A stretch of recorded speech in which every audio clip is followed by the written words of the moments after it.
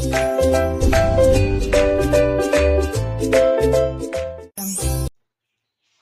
Friends, welcome back to another video.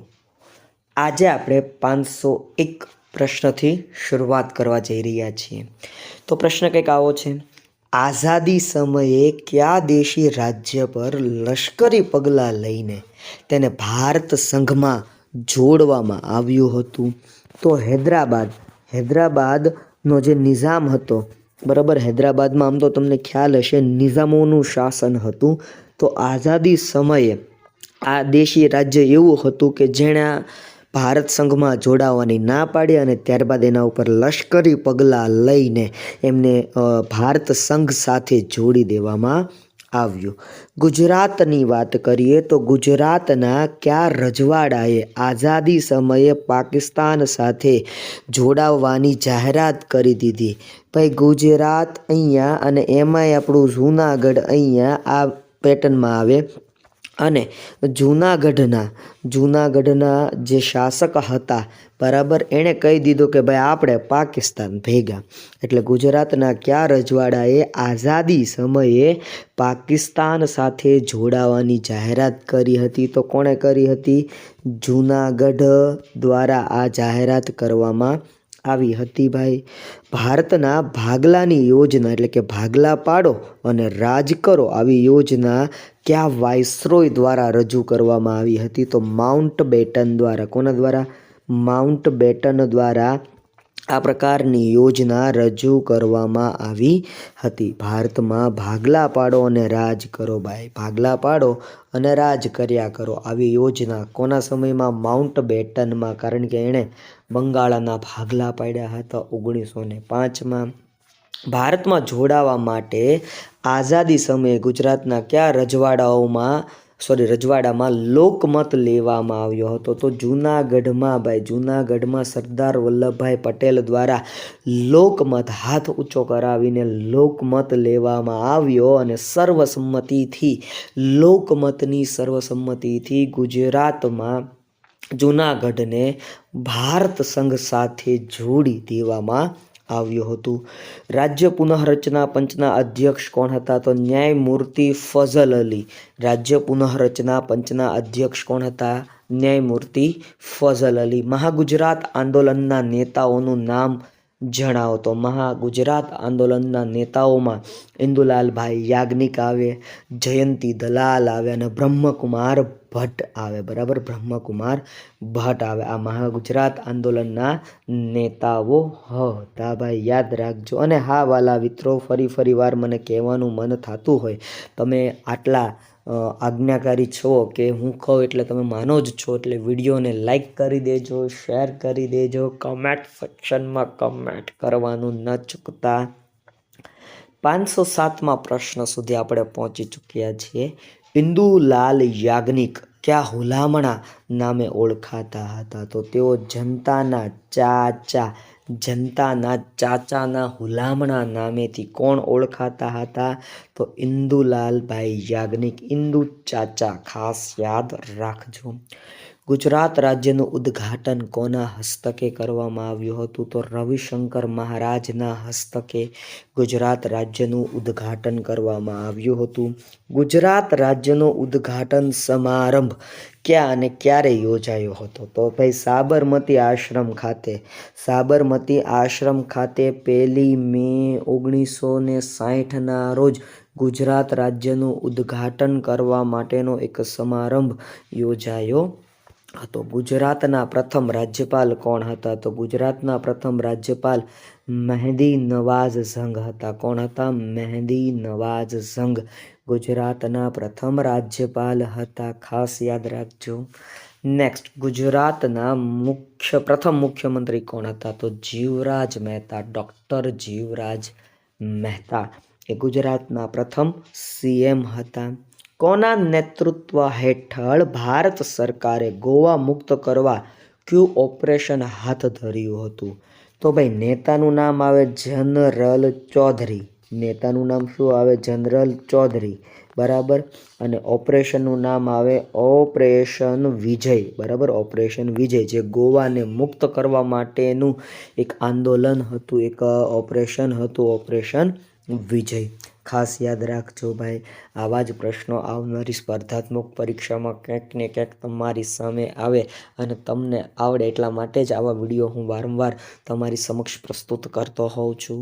આંધ્રપ્રદેશમાં મુખ્યત્વે કઈ ભાષા બોલાય છે? તો આંધ્રપ્રદેશમાં yes you all are know that Telugu બોલાય. કઈ બોલાય? તેલુગુ. આંધ્રપ્રદેશમાં કઈ ભાષા બોલાય? તેલુગુ ભાષા બોલાય છે. આઝાદી સમયે ફ્રેન્ચ શાસન હેઠળ ભારતના કયા પ્રદેશો હતા? તો જો ભારતને આઝાદી મળી ને એ સમયે ફ્રેન્ચોના શાસન હેઠળ ભારતના અમુક વિસ્તારો હતા, જેમાં માહે જે કેરળમાં આવેલું છે, કરેલકલ જે તમિલનાડુમાં આવેલું છે, ચંદ્રનગર જે પશ્ચિમ બંગાળમાં આવેલું છે, અને યનામ જે આંધ્રપ્રદેશમાં આવેલું છે, અને પુડુચેરી, આ બધા એવા વિસ્તારો હતા કે જે કોના શાસન હેઠળ હતા? તો ફ્રેન્ચ પ્રજાના શાસન હેઠળ હતા. તાશ્કંદ કરાર કયા બે દેશીઓ વચ્ચે કરવામાં આવ્યો હતો? તો ભાઈ તાશ્કંદ કરાર છે ને એ ભારત અને પાકિસ્તાન વચ્ચે કરવામાં આવેલો એક કરાર હતો, તાશ્કંદ કરાર, બરાબર. ખાસ યાદ રાખજો ભાઈ. શિમલા કરાર, ભાઈ શિમલા કરાર કયા બે દેશો વચ્ચે કરવામાં આવ્યો? તો ભારત અને પાકિસ્તાન વચ્ચે જ આ શિમલા કરાર કરવામાં આવ્યો. અને તમને યાદ હશે, સમજોતા એક્સપ્રેસ નામની એક બસ સેવા શરૂ કરવામાં આવી હતી, બરાબર. અને ટ્રેન શરૂ કરવામાં આવી હતી અને બસ સેવા પણ શરૂ કરવામાં આવી હતી, પણ પછી પાકિસ્તાન આરે ભળ્યું નહીં, એટલા માટે પછી એ બધું ભાઈ હકેલી લેવામાં આવ્યું. વિશ્વની સૌથી મોટી ઝૂંપડપટ્ટી કયા દેશમાં આવેલ છે? તો આમ તો ગર્વ લેવા જેવી વાત નથી, પણ અહીંયા આપી છે, ધારાવી છે, જે વિશ્વની સૌથી મોટી ઝૂંપડપટ્ટી છે, જે મુંબઈ મહારાષ્ટ્રમાં આવેલી છે ભાઈ. ગાંધીજીના કયા મહિલા અનુયાયીએ વિજ્ઞાન અને યંત્રોની માનવ સભ્યતા પર પડનારી વિપરીત અસર પર ધ્યાન દોર્યું હતું? તો મીરાબાઈ, જેને મિસ સ્લેડ આવું કહેવામાં આવે છે, બરાબર. મિસ સ્લેડ મીરાબાઈએ કીધું કે ભાઈ વિજ્ઞાન અને યંત્રોની માનવ સભ્યતા ઉપર વિપરીત અસર પણ પડી શકે છે, અને અત્યારે તમે બધા એનું પરિણામ જોવો જ છો વાલા મિત્રો. મહાગુજરાત જનતા પરિષદ ની રચનાની વાત કરી છે. મહાગુજરાત જનતા પરિષદની સ્થાપના ક્યારે અને કોની આગેવાની હેઠળ કરવામાં આવી હતી? તો સપ્ટેમ્બર મંથ હતો ભાઈ. અને 1956માં ઇન્દુલાલભાઈ યાજ્ઞિકના નેતૃત્વમાં આ મહાગુજરાત ચળવળ, મહાગુજરાત જનતા પરિષદની સ્થાપના કરવામાં આવી હતી, અને જેનું સિમ્બોલ કુકડો હતો. શું હતું ભાઈ? કુકડો, બરાબર. યાદ રાખજો.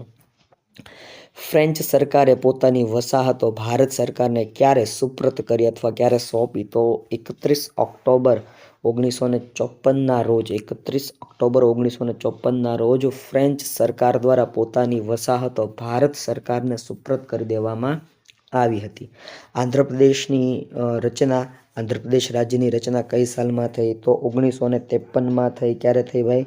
1953માં આંધ્રપ્રદેશ રાજ્યની રચના કરવામાં આવી. ઈસવીસન 1956માં ભારતમાં ભાષા આધારિત રાજ્યોની રચના થઈ. તેમાં કયા બે રાજ્યો અપવાદરૂપ હતા? તો બોમ્બે અને પંજાબ. કારણ કે આ બે રાજ્યોમાં ભાઈ કંઈક ને કંઈક ડખા હતા અને ભાષા આધારિત રાજ્યો નહોતા બન્યા, બરાબર. કારણ કે પંજાબમાં પંજાબી અને હરિયાણવી, બરાબર, આ બે ભાષાઓની વાત હતી.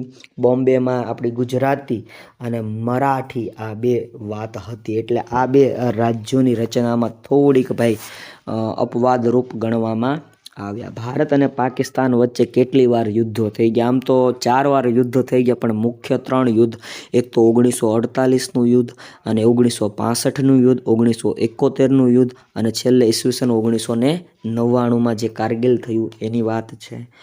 સૌપ્રથમ કયા રાજવીએ ભારતમાં પ્રાથમિક શિક્ષણ મફત અને ફરજિયાત કર્યું હતું? તો સયાજીરાવ ગાયકવાડ દ્વારા. સૌપ્રથમ સયાજીરાવ ગાયકવાડ દ્વારા ભાઈ ભારતમાં પ્રાથમિક શિક્ષણ મફત અને ફરજિયાત, જો મફત કર્યું હતું અને ફરજિયાત કરી દીધું હતું, એ પણ એક યાદ રાખજો. કોન્સ્ટેન્ટિનોપલનું પતન કઈ સાલમાં થયું? તો ઈસવીસન 1453. 53માં ઈસવીસન 1453માં કોન્સ્ટેન્ટિનોપલનું પતન થઈ ગયું ભાઈ, બરાબર, ખાસ યાદ રાખજો. કયા શહેરનું પતન થતાં યુરોપને ભારત તરફ આવવાનો જળમાર્ગ શોધવાની ફરજ પડી? તો કોન્સ્ટેન્ટિનોપલનું પતન થતાં યુરોપિયનને ભારત આવવા માટેનો જળમાર્ગ શોધવાની ફરજ પડી હતી. એ પણ એક યાદ રાખવા જેવી બાબત અને ઘટના કહી શકાય તમારા માટે, કારણ કે આવનારી પરીક્ષામાં આમાંથી કંઈક ને કંઈક સવાલ તમારા પેપરમાં ડોકિયું કરી જાય. એટલે વિડીયોને લાઈક કરજો, શેર કરજો, કમેન્ટ સેક્શનમાં કમેન્ટ કરજો વાલા મિત્રો. ક્રિસ્ટોફર કોલંબસ કયા દેશનો વતની હતો? તો ક્રિસ્ટોફર કોલંબસ ઇટાલીનો વતની હતો. ક્યાંનો વતની હતો? ઇટાલીનો વતની હતો. અમેરિગો વેસ્પુચી કયા દેશનો વતની હતો? તો એ પણ ઇટાલીનો જ વતની હતો. ક્યાંનો વતની હતો? ઇટાલીનો વતની હતો. અમેરિકા નામ કયા ખલાસીના નામ ઉપરથી પડ્યું છે? તો અમેરિગો વેસ્પુચી નામના વ્યક્તિ પરથી અમેરિકા ખંડનું અથવા અમેરિકા દેશનું નામ પડ્યું આવું માનવામાં આવે છે, જે સત્ય પણ છે. ભારતના કાલિકટ બંદરે આવી પહોંચવામાં સફળ બનેલો વાસ્કો દ ગામા કયા દેશનો વતની હતો? ભાઈ, ભારતના કાલિકટ બંદરે જે પહોંચેલો પહેલો વિદેશી વ્યક્તિ કહેવાય તો એ તો વાસ્કો દ ગામા, અને જે પોર્ટુગલનો વતની હતો. ક્યાંનો વતની હતો? પોર્ટુગલનો વતની હતો. ભારત તરફ નવો જળમાર્ગ કોણે શોધ્યો? તો યસ, વાસ્કો દ ગામા દ્વારા જ ભાઈ ભારત જવાનો નવો જળમાર્ગ ગોતવામાં આવ્યો. હવે સ્વાભાવિક છે, હવે તમને આની સંપૂર્ણ માહિતી મળી ગઈ છે ભાઈ. વાસ્કો દ ગામાના કાલિકટ આગમન સમયે કાલિકટમાં કયો રાજા શાસન કરતો હતો? તો વાસ્કો દ ગામાના કાલિકટ આગમન સમયે કાલિકટમાં કયો રાજા હતો? રાજા ઝામોરીન હતો. કોણ હતો? રાજા ઝામોરીન હતો. એ પણ એક યાદ રાખજો ભાઈ. ઇંગ્લેન્ડના રાજાએ પ્રથમ રાજદૂત તરીકે કોને ભારત મોકલ્યો હતો? ભાઈ, ઇંગ્લેન્ડના રાજાએ એક રાજદૂત ભારતમાં મોકલ્યો અને એનું નામ હતું સર ટોમસ રો. બરાબર, સર ટોમસ રો. કઈ રાજ્ય ક્રાંતિએ વિશ્વને સ્વતંત્રતા, સમાનતા અને બંધુતાના મહામૂલા સિદ્ધાંતો આપ્યા? તો ફ્રેન્ચ રાજ્ય ક્રાંતિએ. બરાબર, એટલે તમને આવો સવાલ પૂછે ને, સ્વતંત્રતા, સમાનતા અને બંધુતા, આ ક્યાંથી લેવામાં આવ્યું? તો ફ્રેન્ચ રાજ્ય ક્રાંતિમાંથી લેવામાં આવ્યું છે. ઇંગ્લેન્ડનો એક મહાસત્તા તરીકે ઉદય થયો તેનું એક કયું કારણ છે? તો ઔદ્યોગિક ક્રાંતિ. એનું મુખ્ય એક કારણ કયું છે? ઔદ્યોગિક ક્રાંતિ. કયો દેશ ઔદ્યોગિક ક્રાંતિની માતૃભૂમિ બન્યો? તો ઇંગ્લેન્ડ ઔદ્યોગિક ક્રાંતિની માતૃભૂમિ તરીકે ઓળખાતો દેશ બન્યો. કયો દેશ ઔદ્યોગિક ક્રાંતિની માતૃભૂમિ બન્યો? તો ઇંગ્લેન્ડ સાચો જવાબ બને છે. બ્રિટિશ ઈસ્ટ ઇન્ડિયા કંપનીની સ્થાપના ક્યારે થઈ? તો 31 ડિસેમ્બર 1600 સોરી મિત્રો, બ્રિટિશ ઈસ્ટ ઇન્ડિયા કંપનીની સ્થાપનાની સાલવારી અહીં પૂછી છે, તો એ સાલવારી આવે છે ભાઈ તારીખ 31 ડિસેમ્બર અને 1600ની સાલમાં બ્રિટિશ ઈસ્ટ ઇન્ડિયા કંપનીની સ્થાપના થઈ હતી. ભારતમાં અંગ્રેજોએ કયા વિગ્રહ દ્વારા હૈદર અલી અને ટીપુ સુલતાનનો અંત આણ્યો હતો? આપણા બે મહાન એવા સ્વતંત્ર સેનાનીઓ કહી શકાય, લડવૈયાઓ કહી શકાય, બરાબર, જેઓ અંગ્રેજોને ટક્કર આપતા હતા. એમને મૈસૂર વિગ્રહો દ્વારા ટીપુ સુલતાન અને હૈદર અલી આ બંનેને ભાઈ એણે અંત આણ્યો હતો. પ્રથમ વિશ્વયુદ્ધ કયા વર્ષો દરમિયાન લડાયું હતું? તો ભાઈ, પ્રથમ વિશ્વયુદ્ધનો સમયગાળો તમારે યાદ રાખવો જ રહ્યો. ઈસવીસન 1914 થી ઈસવીસન 1919ના સમય સુધી પ્રથમ વિશ્વયુદ્ધ લડાયું હતું. પ્રથમ વિશ્વયુદ્ધ તરફ દોરી જતા સ્ફોટક સંજોગોમાં કઈ ઘટનાએ તૈયાર દારૂગોળાને ચિનગારી ચાપવાનું કામ કર્યું હતું? તો સારેજેવોની એક ઘટના બની હતી અને આ સારેજેવોની ઘટનાને કારણે પ્રથમ વિશ્વયુદ્ધની શરૂઆત થઈ ગઈ હતી. સારેજેવોની ઘટના. પ્રથમ વિશ્વયુદ્ધને અંતે સૌપ્રથમ કયા આંતરરાષ્ટ્રીય સંગઠનની રચના થઈ હતી? તો NATO, non Atlantic treaty organisation, બરાબર, આવું એનું ફૂલ ફોર્મ થાય છે. નાટોની રચના થઈ હતી. પ્રથમ વિશ્વયુદ્ધના અંતે રાષ્ટ્રસંઘની સ્થાપનામાં કોનું નોંધપાત્ર પ્રદાન હતું? તો બ્રિટનના વડાપ્રધાન હતા વિન્સ્ટન ચર્ચિલ, બરાબર, એમનું નોંધપાત્ર પ્રધાન હતું ભાઈ. સોરી મિત્રો, અહીંયા એવું આવે છે કે પ્રથમ વિશ્વયુદ્ધના અંતે જ્યારે વાત થઈ ત્યારે વિન્સ્ટન ચર્ચિલે એમાં વધારે ફાળો આપ્યો હતો રાષ્ટ્રસંઘની સ્થાપના, બરાબર. જોકે પાછળથી એ પણ કંઈ કામમાં આવ્યું નહોતું. લેનિનને પ્રજાને કયું સૂત્ર આપ્યું હતું? રોટી, જમીન અને શાંતિનું સૂત્ર આપ્યું હતું. નાઝી સૈનિકો ગણવેશ ઉપર શાનું ચિહ્ન ધરાવતા હતો? તો ઉલટા સ્વસ્તિકનું. સ્વસ્તિક ખરું, પણ કેવું મિત્રો? ઉલટું, બરાબર, ઊંધા સાથિયાનું નિશાન ધરાવતા હતા. એ પણ એક યાદ રાખવા જેવી બાબત કહી શકાય આપના માટે. જાપાને હવાઈ ટાપુઓ પર આવેલા અમેરિકાના કયા બંદર ઉપર આક્રમણ કર્યું? તો પર્લ હાર્બર પર. પર્લ હાર્બર ઉપર જાપાને અમેરિકામાં આવેલો આ બંદર ઉપર આક્રમણ કરી દીધું અને પછી અમેરિકાએ પણ વિશ્વયુદ્ધમાં ઝંપલાવી દીધું ભાઈ. જાપાનના હિરોશિમા અને નાગાસાકી શહેરો પર અણુબોમ્બ કયા દેશે ફેંક્યો હતો? તો અમેરિકાએ ફેંક્યો હતો. કોણે ફેંક્યો હતો ભાઈ? અમેરિકા દેશ દ્વારા ફેંકવામાં આવ્યો હતો. ઈસવીસન 1942માં ગાંધીજીએ કરેલ આંદોલન? તો ગાંધીજીએ એક જ આંદોલન કર્યું હતું, હિન્દ છોડો આંદોલન, ભારત મૂકીને ભાગો, બરાબર. હિન્દ છોડો આંદોલન ઈસવીસન 1942માં. દ્વિતીય વિશ્વયુદ્ધ પછી અમેરિકા અને રશિયા આ બે મહાસત્તાઓ વચ્ચે લાંબા સમય સુધી કઈ પરિસ્થિતિ બની હતી? તો ઠંડા યુદ્ધની, શીત યુદ્ધની પરિસ્થિતિનું નિર્માણ આ બંને દેશો વચ્ચે જોવા મળતું હતું. આઝાદી પછી ભારતે કઈ વિદેશ નીતિ અપનાવી? તો આઝાદી પછી ભારત દેશ દ્વારા કઈ વિદેશી નીતિ અપનાવવામાં આવી? તો બિનજોડાણવાદની નીતિ. બિનજોડાણવાદની નીતિ અપનાવવામાં આવી. બાંડુંગ પરિષદે પંડિત જવાહરલાલ નહેરુના કયા સિદ્ધાંતોને સ્વીકાર્યા? તો પંચશીલના સિદ્ધાંતોને સ્વીકારી લેવામાં આવ્યા હતા. બાંડુંગ પરિષદની આ વાત છે. સંયુક્ત રાષ્ટ્રોની સ્થાપના ક્યારે થઈ? 24 ઓક્ટોબર 1945ના રોજ સંયુક્ત રાષ્ટ્ર સંઘ, યુનાઇટેડ નેશન્સ ઓર્ગેનાઇઝેશન, યુએનઓની સ્થાપના થઈ. સંયુક્ત રાષ્ટ્રનું મુખ્ય કાર્યાલય ક્યાં આવેલું છે? તો ન્યૂયોર્કમાં. અમેરિકાના ન્યૂયોર્ક ખાતે સંયુક્ત રાષ્ટ્રનું મુખ્ય કાર્યાલય આવેલું છે. એ પણ એક યાદ રાખવા જેવી બાબત કહી શકાય. વૈશ્વિકીકરણની નીતિના અમલ દ્વારા સમગ્ર વિશ્વને એક ગ્લોબલ વિલેજ બનાવવા પાછળ પ્રાચીન ભારતનો કયો સિદ્ધાંત દ્રષ્ટિગોચર થાય છે? તો વસુધૈવ કુટુંબકમ. વસુધૈવ કુટુંબકમ. પૃથ્વી એક કુટુંબ છે, પૃથ્વીનો દરેક સભ્ય કુટુંબનો એક હિસ્સો છે, એવું વસુધૈવ કુટુંબકમ સાબિત કરે છે.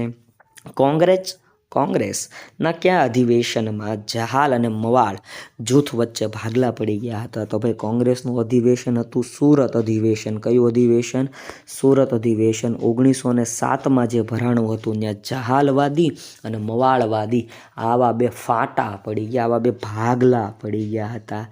ચાંદોદ કરનાળી ખાતે ગંગાનાથ વિદ્યાલયની સ્થાપના કોણે કરી હતી? તો અરવિંદ ઘોષ, બેરિસ્ટર કેશવરામ દેશપાંડે અને વિષ્ણુ ભાસ્કર લેલે એમના દ્વારા ચાંદોદ વડોદરા કરનાળી ખાતે ભાઈ ગંગાનાથ વિદ્યાલયની સ્થાપના કરવામાં આવી હતી.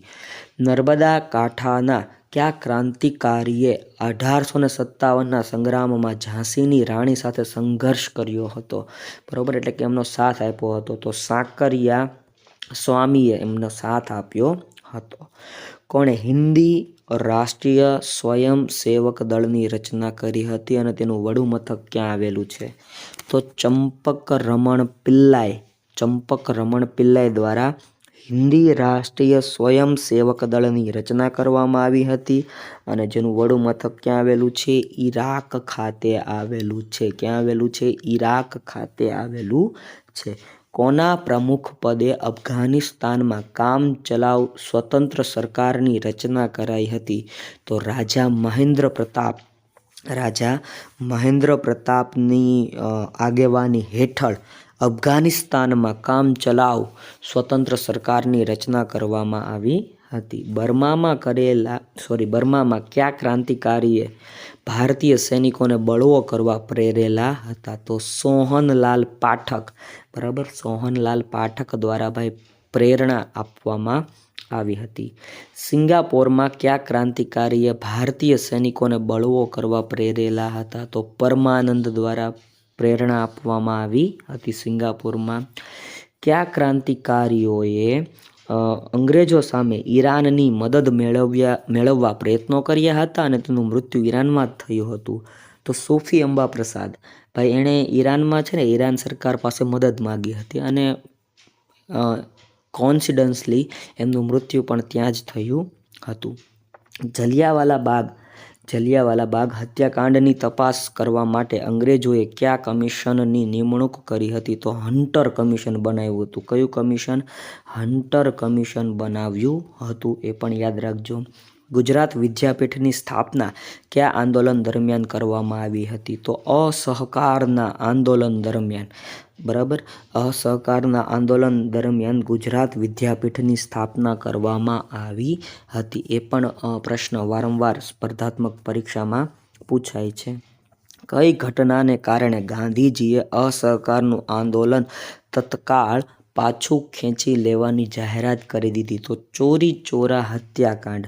ચોરી ચોરા હત્યાકાંડ જે ઈસવીસન 1922માં બન્યો હતો, એના કારણે ગાંધીજીએ અસહકારની જે લડત હતી એને પરત ખેંચી લીધી હતી. જલિયાવાલા બાગ હત્યાકાંડે કયા મહત્વના આંદોલનની ભૂમિકા પૂરી પાડી હતી? તો અસહકારના આંદોલનની ભૂમિકા પૂરી પાડી હતી. કોના મતે રોલેટ એક્ટ દ્વારા ભારતીયોને દલીલ, અપીલ અને વકીલનો અધિકાર લઈ લેવામાં આવ્યો? તો પંડિત મોતીલાલ નહેરુ એવું માનતા હતા, નો વકીલ, નો દલીલ અને નો અપીલ. બરોબર, આ જે કાયદો હતો જેને કાળા કાયદાના નામે ઓળખવામાં આવતો હતો, એ કયો કાયદો હતો? Rowlatt act. કયો કાયદો હતો વાલા મિત્રો? રોલેટ એક્ટ હતો. એ પણ ખાસ યાદ રાખજો ભાઈ, પૂછાઈ શકે. સમગ્ર ભારતમાં 19 ઓક્ટોબર 1919 નો દિવસ કયા દિવસ તરીકે મનાવવામાં આવે છે? તો ખિલાફત દિવસના નામથી એને મનાવવામાં આવે છે. કયો દિવસ? ખિલાફત આંદોલન, ખિલાફત દેશના નામ, મતલબ કે ખિલાફત દિવસના નામથી એને ઉજવવામાં આવે છે ભાઈ. ગાંધીજીએ અસહકારનું આંદોલન મોકૂફ રાખ્યું, તેના પ્રત્યાઘાત રૂપે કોંગ્રેસમાં કયા પક્ષની સ્થાપના થઈ? તો એના પક્ષમાં સ્વરાજ પક્ષની સ્થાપના થઈ. કયા પક્ષની સ્થાપના થઈ? તો સ્વરાજ પક્ષની સ્થાપના થઈ. કોની ભલામણથી ચેન્નાઈ, મુંબઈ અને કોલકાતા યુનિવર્સિટીની સ્થાપના થઈ? તો સર ચાર્લ્સ વુડના ખતપત્રથી. આમ તો બરાબર, એટલે સર ચાર્લ્સ વુડ એમના ભલામણથી ચેન્નાઈ, મુંબઈ અને કોલકાતામાં યુનિવર્સિટીની સ્થાપના થઈ. વાસ્કો દ ગામા કોની સહાયથી ભારત આવવામાં સફળ થયો? તો અહમદ ઇબ્ન મજીદ અને ગુજરાતના કચ્છના કાનજી માલમ પણ એમને સપોર્ટ કરવા માટે હાજર હતા ભાઈ, એ સમયની વાત છે. ભારતના ભાગલાના બીજ ક્યાં વવાયેલા જોવા મળે છે? તો મોર્લે મિન્ટો સુધારામાં ઈસવીસન 1909માં. બરાબર, યાદ રાખજો. ભારત અને ઇંગ્લેન્ડ વચ્ચે આગબોટ સેવા ક્યારે શરૂ થઈ? તો ઈસવીસન 1857માં આગબોટની સેવા શરૂ કરવામાં આવી. વાઇસરોય લોર્ડ રિપનના સમયમાં કોના વિરોધમાં યુરોપીયોએ આંદોલન કર્યું? તો એલ્બર્ટ બિલના વિરોધમાં. વાઇસરોય લોર્ડ રિપનના સમયમાં યુરોપિયન પ્રજાએ એલ્બર્ટ બિલના વિરોધમાં આંદોલન અંગ્રેજો સામે કર્યું. બોલો, ઊંધું કર્યું. એટલે કયા ગવર્નર જનરલે ટીપુ સુલતાનને હરાવીને મારી નાખ્યો? તો લોર્ડ વેલેસ્લીએ ટીપુ સુલતાનને હરાવીને મારી નાખ્યો, આવી માન્યતા છે અને જે સત્ય પણ છે. આઝાદ હિન્દ ફૌજના પકડાયેલા કયા સેનાપતિઓ પર રાજદ્રોહનો આરોપ મૂકીને લાલ કિલ્લામાં મુકદમો ચલાવવામાં આવ્યો હતો? તો કેપ્ટન લક્ષ્મી સહગલ, ધિલ્લોન, શાહ નવાઝ ખાન. આટલા લોકો ઉપર ભાઈ આઝાદ હિન્દ ફૌજના પકડાયેલા સેનાપતિઓ તરીકે રાખીને રાજદ્રોહનો લાલ કિલ્લા ઉપર મુકદ્દમો ચલાવવામાં આવ્યો હતો? રશિયાના કયા ક્રાંતિવીરે ભારતના ક્રાંતિવીરોને મદદ કરવાનું વચન આપ્યું હતું? તો ટ્રોટસ્કીએ આ વચન આપ્યું હતું. સ્વરાજ પક્ષની સ્થાપના ક્યારે થઈ? ઈસવીસન 1923માં સ્વરાજ પક્ષની સ્થાપના થઈ. આઝાદ હિંદ ફૌજના પકડાયેલા સેનાપતિ પર રાજદ્રોહનો મુકદ્દમો તેમના વતી કોણ લડ્યા હતા? તો ભુલાભાઈ દેસાઈ, જે આપણા ગુજરાતી હતા, અને જવાહરલાલ નહેરુ, આ બંને દ્વારા એની સામે લડત કરવામાં આવી હતી. ઈસવીસન 1909માં અમદાવાદના રાયપુર દરવાજા બહાર કયા અંગ્રેજો પર બોમ્બ નાખવામાં આવ્યો હતો? તો વાઇસરોય લોર્ડ મિન્ટો ઉપર બોમ્બ નાખવામાં આવ્યો હતો. કયા આંદોલનના આરંભે ગાંધીજીએ તેમને મળેલી ઉપાધિઓ, પદવીઓ વગેરેનો ત્યાગ કર્યો હતો? તો અસહકારના આંદોલન સમયે, અસહકારના આંદોલનના આરંભમાં ગાંધીજીએ તેમને મળેલી તમામ પદવીઓનો ત્યાગ કરી દીધો હતો. વિડીયો ગમે તો લાઈક કરવો, શેર કરો, કમેન્ટ સેક્શનમાં કમેન્ટ કરો.